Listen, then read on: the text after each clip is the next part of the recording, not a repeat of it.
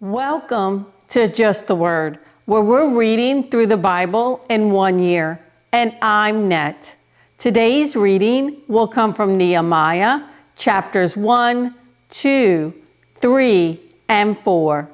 Nehemiah, chapter 1. The words of Nehemiah, son of Hekeliah.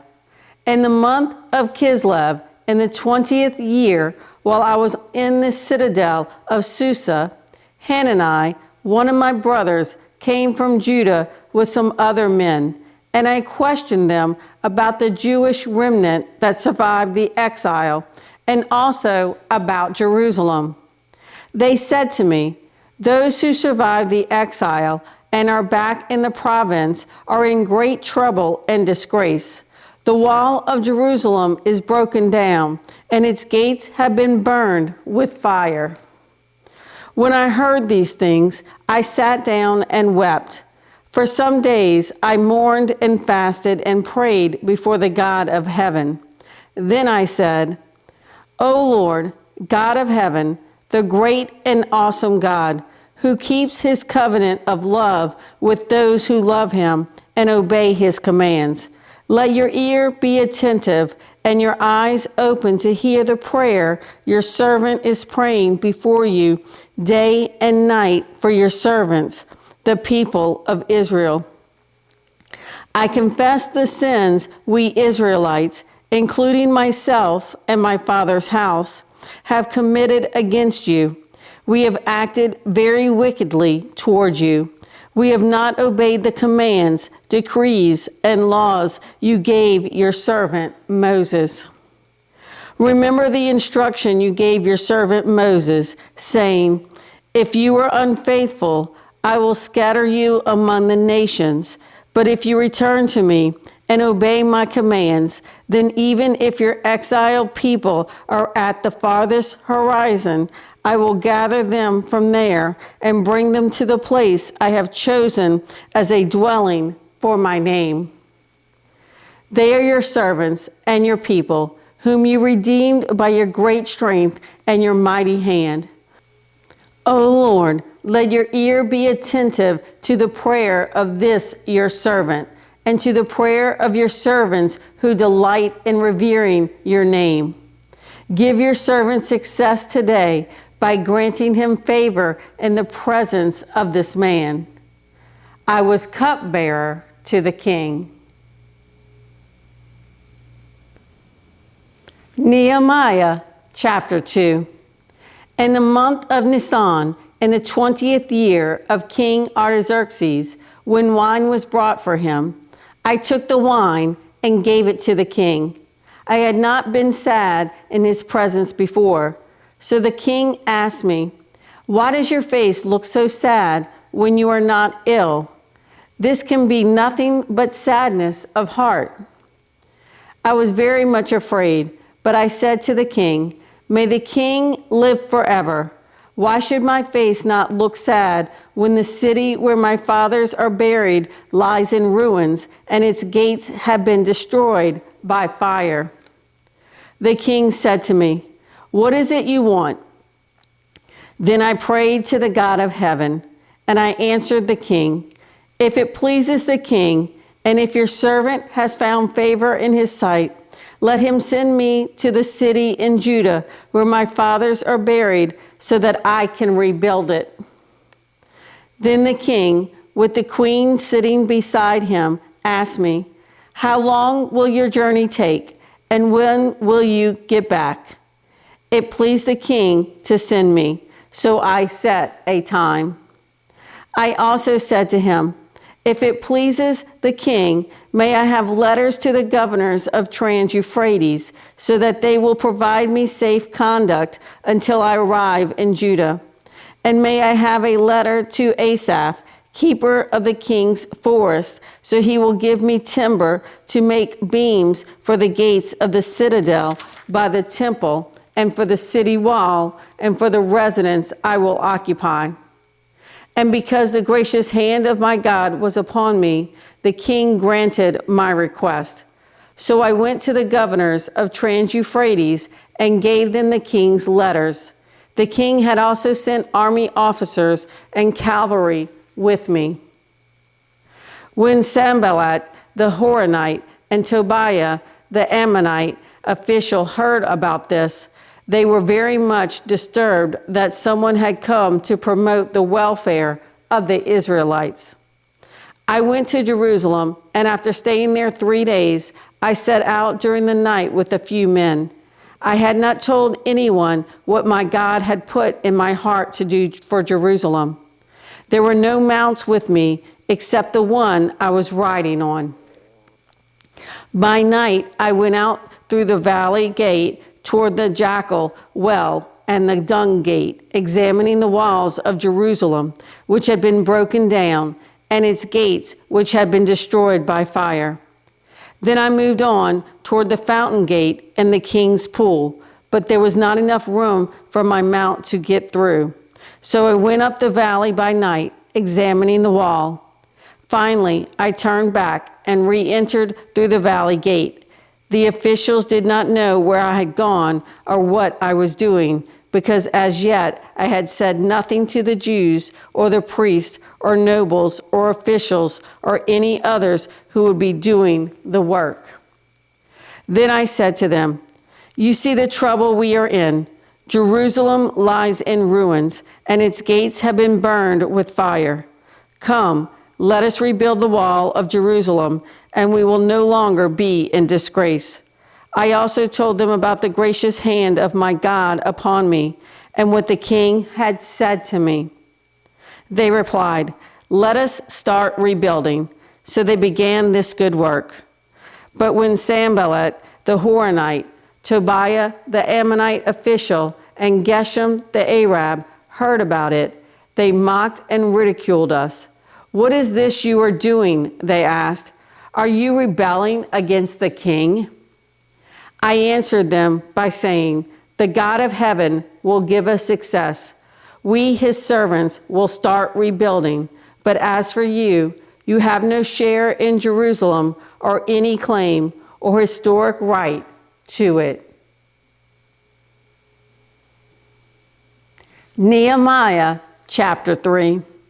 Eliashib, the high priest, and his fellow priest went to work and rebuilt the sheep gate. They dedicated it and set its doors in place, building as far as the Tower of 100, which they dedicated, and as far as the Tower of Hananel. The men of Jericho built the adjoining section, and Zakur, son of Imri, built next to them. The fish gate was rebuilt by the sons of Hassenaah. They laid its beams and put its doors and bolts and bars in place. Meremoth, son of Uriah, the son of Hakaz, repaired the next section. Next to him, Meshullam, son of Bechariah, the son of Meshizabel, made repairs. And next to him, Zadok, son of Baana, also made repairs. The next section was repaired by the men of Tekoa, but their nobles would not put their shoulders to the work under their supervisors. The Jeshanah gate was repaired by Joiada, son of Paseah, and Meshullam, son of Besadiah. They laid its beams and put its doors and bolts and bars in place. Next to them, repairs were made by men from Gibeon and Mizpah. Melatiah of Gibeon and Jadon of Meronoth, places under the authority of the governor of Trans-Euphrates. Uziel, son of Harahiah, one of the goldsmiths, repaired the next section, and Hananiah, one of the perfume makers, made repairs next to that.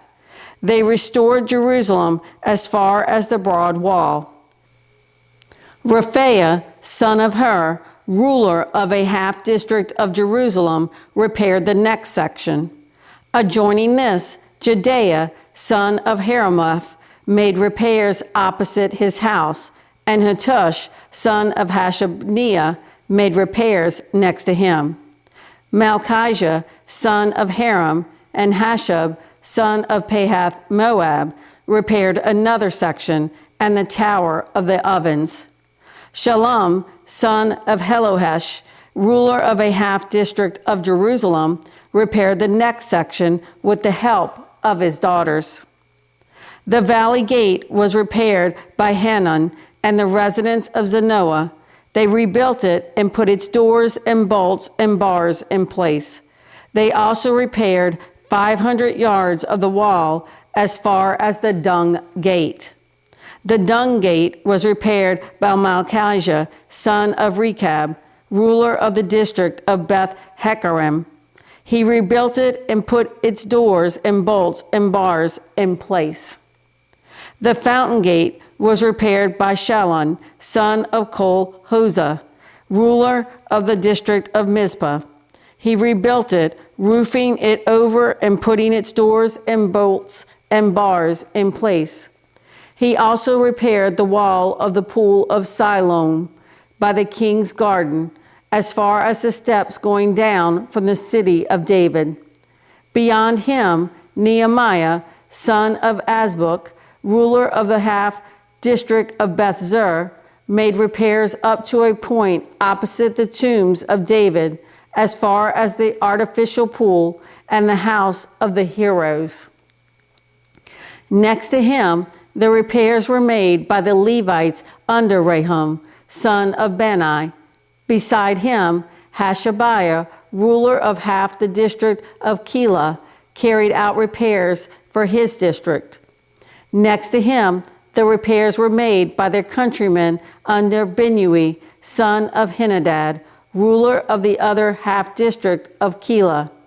Next to him, Ezer, son of Jeshua, ruler of Mizpah, repaired another section from a point facing the ascent to the armory as far as the angle. Next to him, Baruch, son of Zabbai, zealously repaired another section from the angle to the entrance of the house of Eliashib, the high priest. Next to him, Meremoth, son of Uriah, the son of Hakaz, repaired another section from the entrance of Eliashib's house to the end of it. The repairs next to him were made by the priest from the surrounding region. Beyond them, Benjamin and Hashub made repairs in front of their house, and next to them, Azariah, son of Maaseiah, the son of Ananiah, made repairs beside his house. Next to him, Binnui, son of Henadad, repaired another section from Azariah's house to the angle and the corner, and Palal, son of Uzai, worked opposite the angle and the tower projecting from the upper palace near the court of the guard. Next to him, Pedadai, son of Parash, and the temple servants living on the hill of Ophel made repairs up to a point opposite the water gate toward the east and the projecting tower. Next to them, the men of Tekoa repaired another section from the great projecting tower to the wall of Ophel. Above the horse gate, the priests made repairs, each in front of his own house. Next to them, Zadok, son of Immer, made repairs opposite his house. Next to him, Shemaiah, son of Shechaniah, the guard at the east gate, made repairs. Next to him, Hananiah, son of Shelemiah, and Hanan, the sixth son of Zalaph, repaired another section. Next to them, Meshullam, son of Berechiah, made repairs opposite his living quarters. Next to him, Malchijah, one of the goldsmiths, made repairs as far as the house of the temple servants and the merchants, opposite the inspection gate, and as far as the room above the corner. And between the room above the corner and the sheep gate, the goldsmiths and merchants made repairs. Nehemiah chapter 4. When Sanballat heard that we were rebuilding the wall, he became angry and was greatly incensed. He ridiculed the Jews, and in the presence of his associates and the army of Samaria, he said, "What are those feeble Jews doing? Will they restore their wall? Will they offer sacrifices? Will they finish in a day? Can they bring the stones back to life from those heaps of rubble, burned as they are?" Tobiah, the Ammonite, who was at his side, said, "What they are building, if even a fox climbed up on it, he would break down their wall of stones." Hear us, O our God, for we are despised. Turn their insults back on their own heads. Give them over as plunder in a land of captivity. Do not cover up their guilt or blot out their sins from your sight, for they have thrown insults in the face of the builders. So we rebuilt the wall till all of it reached half its height, for the people worked with all their heart. But when Sanballat, Tobiah, the Arabs, the Ammonites, and the men of Ashdod heard that the repairs to Jerusalem's wall had gone ahead and that the gaps were being closed, they were very angry. They all plotted together to come and fight against Jerusalem and stir up trouble against it. But we prayed to our God and posted a guard day and night to meet this threat. Meanwhile, the people in Judah said, "The strength of the laborers is giving out, and there is so much rubble that we cannot rebuild the wall."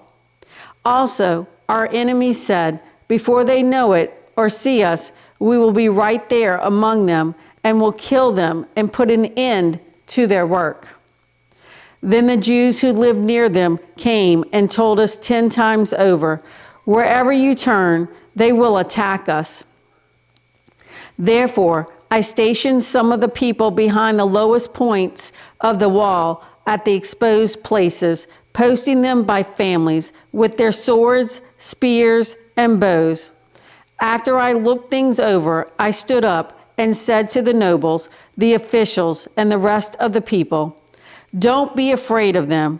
Remember the Lord, who is great and awesome, and fight for your brothers, your sons and your daughters, your wives and your homes." When our enemies heard that we were aware of their plot and that God had frustrated it, we all returned to the wall, each to his own work. From that day on, half of my men did the work, while the other half were equipped with spears, shields, bows, and armor. The officials posted themselves behind all the people of Judah who were building the wall.